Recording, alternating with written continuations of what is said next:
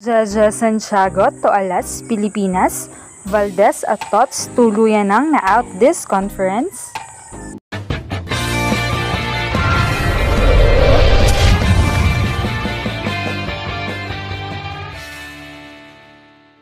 What's up, Volleyball Nation? Welcome back to my YouTube channel.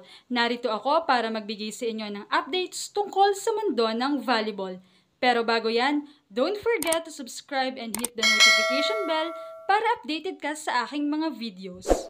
Hindi nga naging maganda ang resulta ng unang laban ng Creamline for this conference coming from a loss sa 5-set game nila ng PLDT, subalit cool comeback naman ang ipinakita nila kontra Farm Fresh na dikit din ang laban.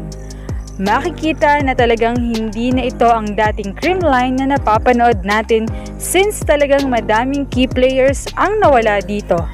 No Gia, no Jama, no Tots, and no Alyssa. Kaya naman talagang nakakapanibago. Who would have thought na sabay-sabay silang mawawala sa Creamline dahil sa iba't ibang rason?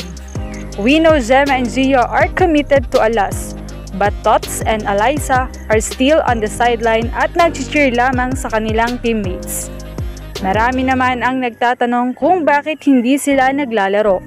Kaya naman sinagot na ito ni head coach Sherwin Meneses at ito nga ay dahil sa mga injuries nila, subalit minor lamang naman daw.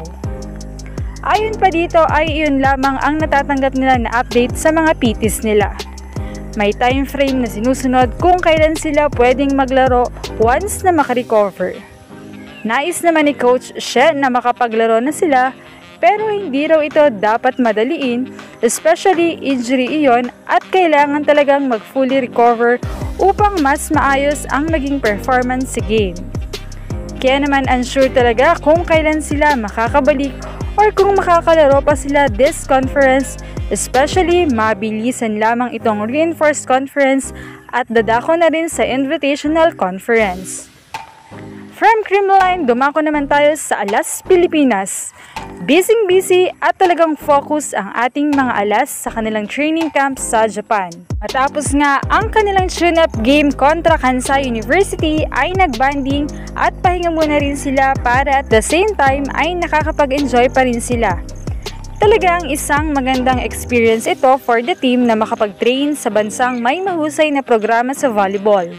We know naman kung gaano kaganda ang system ng Japan. Isa na rin itong comeback for Gia, especially dito siya import para sa Denso. At narito rin nga si Jaja Santiago na palapit na rin maging Japanese citizen. Speaking of Jaja, ay bilang pagsuporta pa rin sa kapwa niya Pilipinong volleyball players, ay bumisita at nagtungo si Jaja sa kung saan nagtitraining ang girls.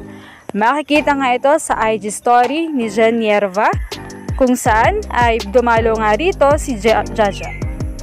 Malaking boost naman ang confidence ito sa girls na talagang hindi natatapos ang suporta sa kanila.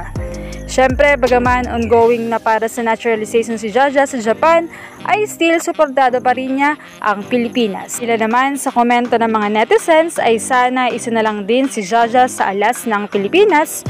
For sure ay mas lalong lalakas ang team, pero siyempre kanya-kanya ito ng desisyon at path na tatahakin sa buhay. Anong masasabi niyo rito? Leave a comment below. Thank you for watching and don't forget to subscribe.